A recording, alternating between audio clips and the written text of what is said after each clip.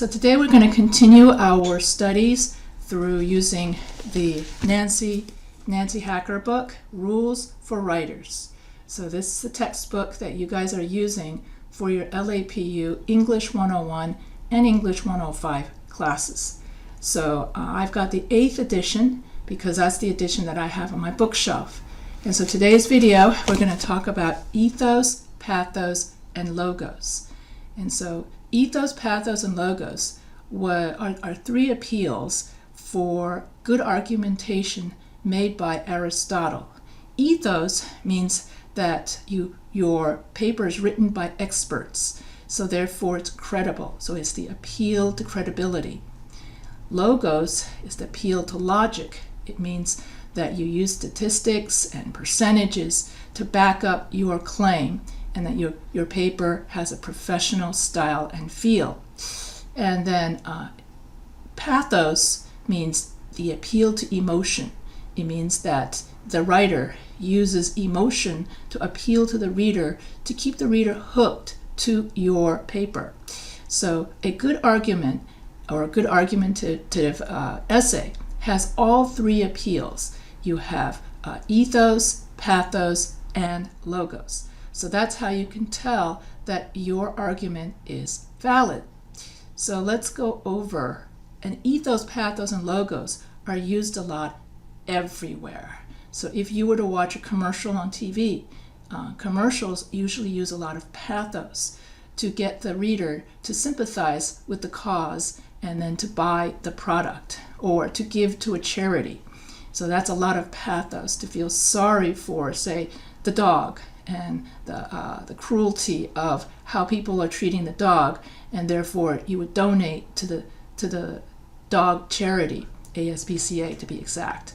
Or they could use, or a commercial could use logos, and in which they say that 9 out of 10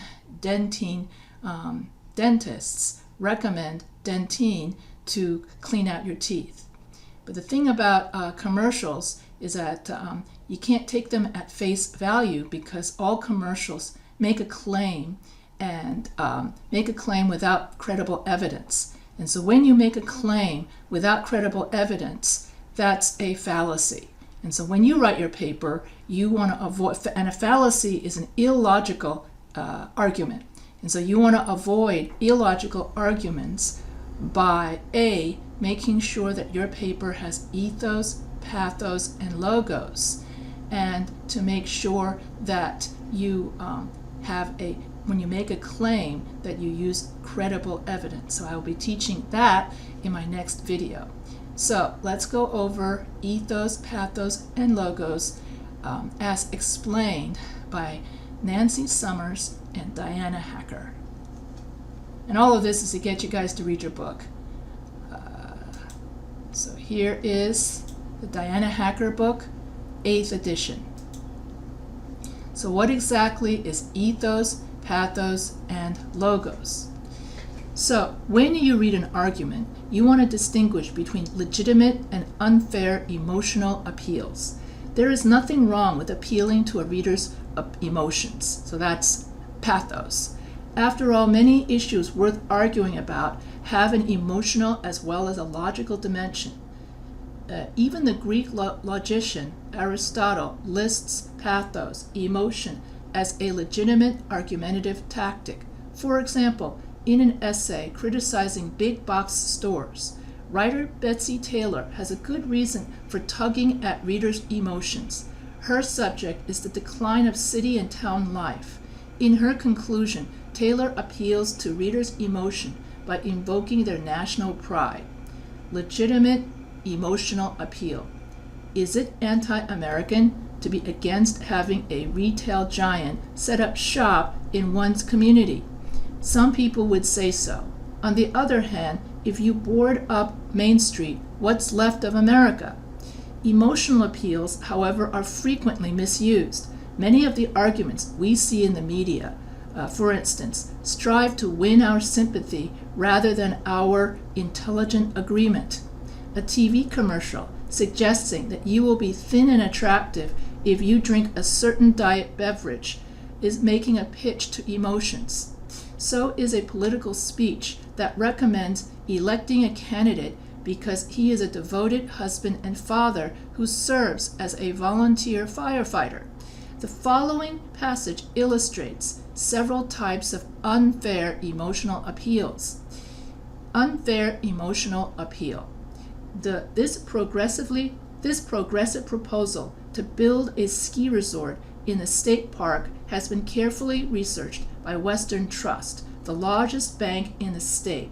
Furthermore, it is favored by a majority of the local merchants. The only opposition comes from tree huggers who care more about trees than they do about people. One of their leaders was actually arrested for disturbing the peace several years ago. Words with strong positive or negative connotations, such as progressive and tree hugger, are examples of biased language, attacking the people who hold a belief, environmentalists, rather than refuting the argument, is known as an ad hominem fallacy. And so I talked about ad hominem fallacies in previous videos, where political candidates would just make fun of each other. And so that's considered a fallacy. So we want to avoid fallacies and focus on the issues. So when we decide who's going to be president, we focus on the issues, on where that candidate stands on the issues. So that's why when you write your argumentative essay, you want to take a stand. You want to write a claim, and then you take a side, and then you back up that side with credible evidence.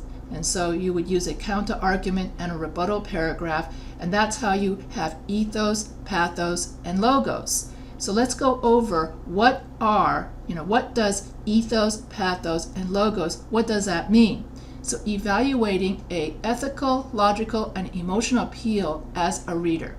So you should learn whatever you're reading, if it's social media, magazine, or listening to something on the television. Try to ascertain whether or not what you're listening to has all three appeals. Make sure that it has ethos, logos, and pathos. As long as whatever you hear has all three appeals, then that means that you have a logical argument. I could tell you once and for all, TV commercials are all fallacies of relevance because they all make a claim with no credible evidence. As soon as you make a claim with no credible evidence, you have a fallacy. And when you write your research papers, you want to avoid fallacies by basing your claim on credible evidence. So let's go over ethos, pathos, and logos. Ethos. So ancient Greek rhetoricians distinguish among three kinds of appeals used to influence readers: ethical, logical, and emotional. As you evaluate arguments, identify these appeals and question their effectiveness. Are they appropriate for the audience and argument? Are they balanced and legitimate, or lopsided and misleading? If it's lopsided and misleading, then you end up with a biased article that you do not want to believe. It means that the author is trying to manipulate you. So let's take a look. Ethical appeals, ethos. Ethical arguments call upon a writer's character, knowledge, and authority. Ask questions such as the following when you evaluate the ethical appeal of an argument. Is the writer informed and trustworthy? How does the writer establish authority and credibility? Is the writer fair-minded and unbiased? How does the writer establish reasonability? Does the writer use sources knowledgeably and responsibly? How does the writer describe the views of others and deal with opposing views? So if the writer is trustworthy, usually someone who's a scientist, someone who is very knowledgeable about the topic, as opposed to a rock star who talks about environmentalism, compared to, say, a scientist that talks about environmentalism. So you would not believe the rock star and you would believe the scientist. So being able to judge if the person writing the article has knowledge of the topic, that's how you judge the ethical or ethos appeal or the ethical appeal of the article. In other words, the credibility. Logical appeals, logos, that's the appeal to logic. Reasonable arguments appeal to readers' sense of logic, relying on evidence and using inductive and deductive reasoning. Ask questions such as the following to evaluate a logical appeal of an argument. Is the evidence sufficient, representative, and relevant? Is the reasoning sound? Does the argument contain any logical fallacies or unwanted assumptions? That is, do they make claims and then don't back it up? Are there any missing or mistaken premises? That means that you just make, once again, it just means that you make a claim and then you don't back it up with credible evidence. For instance, if a student writes a paper using Wikipedia, for instance, then you know that this is not a paper to believe in. So that then it lacks logos. As soon as you don't have credible evidence, you lack logos. Emotional appeal, pathos. Emotional arguments appeal to readers' beliefs and values. Ask questions such as the following to evaluate the emotional appeal of an argument. What values or beliefs does the writer address, either directly or indirectly? Are the emotional appeals legitimate and fair? Does the writer oversimplify or dramatize an issue? Do the emotional arguments highlight or shift attention away from the evidence? And so when you use clickbait is an example of unfair emotional appeals. If you see very inflammatory language, such as this one saying the progressive proposal and tree huggers, so you're making fun of people, then you know that the writer is using pathos to get you to be angry at someone. Or so when you use names, when you that's not a legitimate use of the emotional appeal. And then if the writer oversimplifies or dramatizes an issue, anytime you see something like clickbait, that is using over dramatic language. See what she looks like now, or something like what's happening with the crew of Titanic or the crew of Gilligan's Island? Where are they now? And stuff like that. So that's dramatizing an issue, and clickbait is not reliable because the writer doesn't care about teaching you or educating you. They only care about how many clicks they can get so they can earn money from their ads. So that's why I said that when you read something, you got to make sure it's not a commercial, it's not an advertisement, because as I said before, all advertisements are fallacies because they make claims with no evidence. Oops. A Latin term meaning to the man. Okay, this is still talking about ad hominem fallacies. In other words, if you pay attention, if you just make fun of other people rather than focusing on the issues, then you know not to believe in anybody that makes ad hominem fallacies. And in the 2016 election, both Clinton and Trump made fun of each other. So neither of them were very credible. So associating a prestigious name, Western Trust, with the writer's side is called transfer.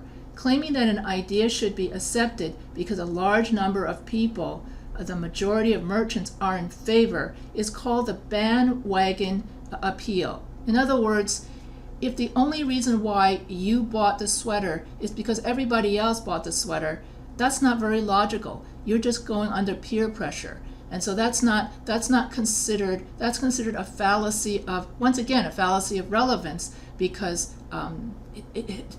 where's the credible evidence? Just because everybody else is doing it, that's not credible evidence. Credible evidence is when you go to a scholarly source and you have evidence, facts, statistics, and the like from scientists, doctors, and other knowledgeable people.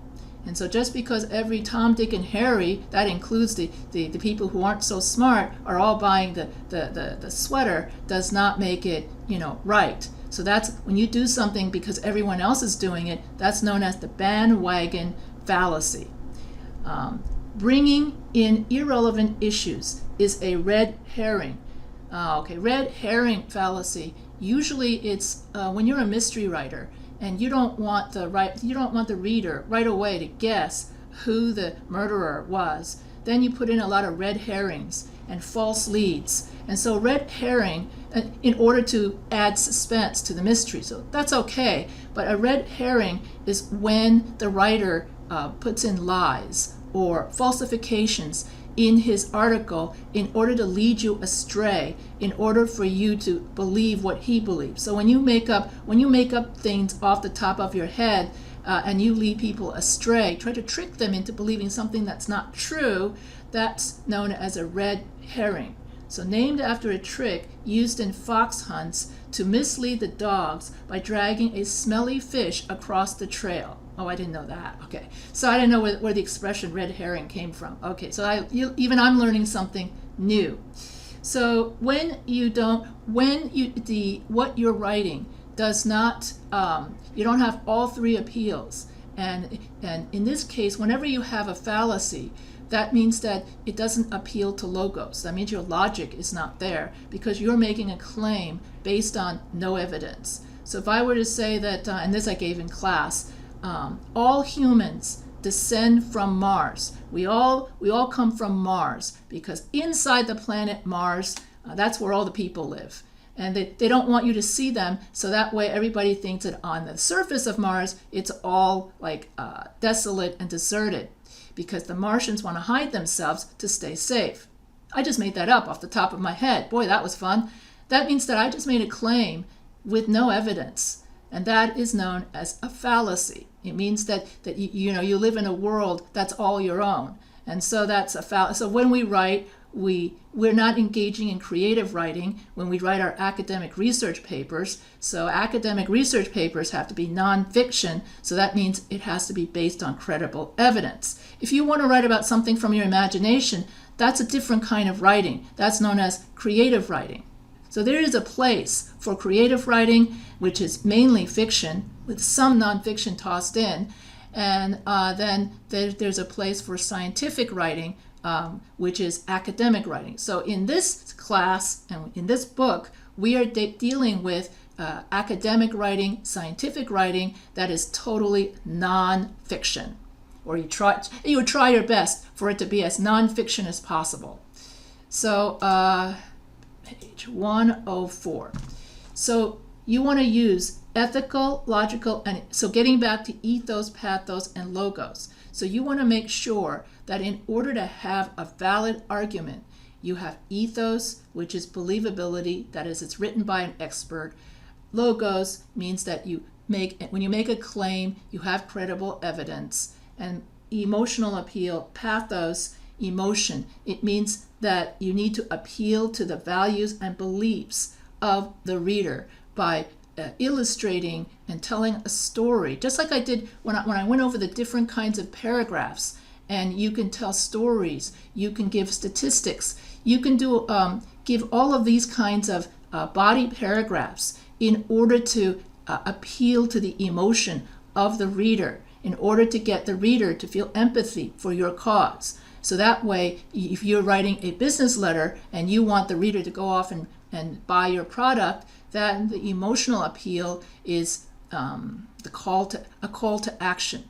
So to construct, so using ethical, logical, and emotional appeals are the three pillars of writing a persuasive essay, because you got to have all three appeals in order to have an argument that is valid and persuasive. Otherwise, you're not going to persuade that person of your point of view if you're missing any of these appeals. So you got to have all three appeals to have a good persuasive argument in order to persuade the reader of your point of view.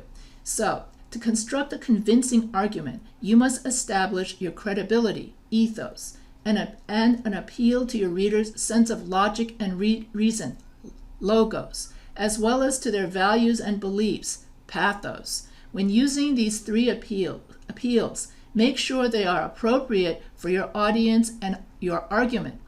Ethical appeals, ethos. To accept your argument, a reader must perceive you as trustworthy, fair, and reasonable. When you acknowledge alternative positions, you build common ground with readers and gain their trust by showing that you are knowledgeable. And when you use sources responsibly, summarizing, paraphrasing, or quoting the views of others respectfully, you inspire readers' confidence in your judgment. It means that you're not just making it up off the top of your head. You've got proof that your claim is valid. Logical appeals, logos. To persuade readers, you need to appeal to a reader's sense of logic and sound reasoning. When you provide sufficient evidence, you offer readers logical support for your argument. And when you clarify the assumptions that underlie your argument and avoid logical fallacies, you appeal to the reader's desire for reason. Emotional appeal, pathos. To establish common ground with readers, you need to appeal to a reader's beliefs and values as well as to their minds. When you offer readers vivid examples and illustrations, startling statistics, or compelling visuals, you engage readers and deepen their interest in your argument. When you balance emotional appeals with logical appeals, you highlight the human dimension of an issue to show readers why they should care about your argument. So when you put a face to an argument, so let's say you want to write about abortion, and then you talk about an actual person who actually went through an abortion.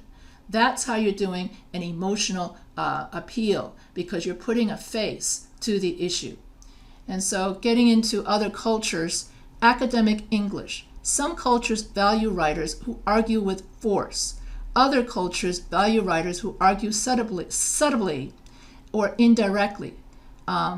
Academic audiences in the United States will expect your writing to be assertive and confident, neither aggressive nor passive. You can create an assertive tone by acknowledging different positions and supporting your ideas with specific evidence. Too aggressive. Of course, only registered organ donors should be eligible for organ transplants. It's selfish and short-sighted to think otherwise. So this one is too aggressive because you're condescending to the reader. You're making fun of the reader if he thinks the other way. So that's too aggressive. Too passive. I may be wrong, but I think that maybe people should have to register as organ donors if they want to be considered for a transplant. This one's too passive because you sound so wishy-washy. So assertive tone. If only registered organ donors are eligible for transplants, more people will register as donors. If you are uncertain about the tone of your work, ask for help at your school's writing center, or you could ask your teacher. And so in your introduction, you have to establish credibility and state your position. So that's why in your argumentative essay, that's why you have to state your position right away in order for the reader to know right away you're credible. Then the three body paragraphs establish the credibility of and prove your thesis and justify your thesis. So you use your three body paragraphs to prove that your claim is valid. And then your conclusion will then wrap up your essay. So you have an introduction. So every essay has an introduction paragraph, three body paragraphs, and a conclusion. So that is the the structure of an essay. And so don't confuse an essay versus a story. Stories is what we tell when we do creative writing. Essays is what we do for academic writing.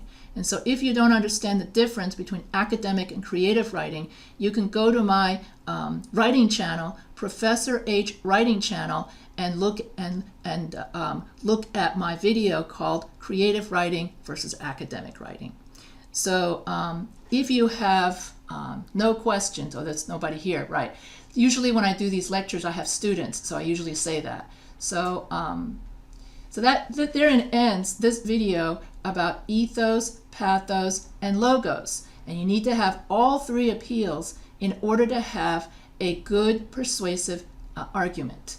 So if you have any questions, I always have to do this. There it is. So if you have any questions, feel free to email me at any time.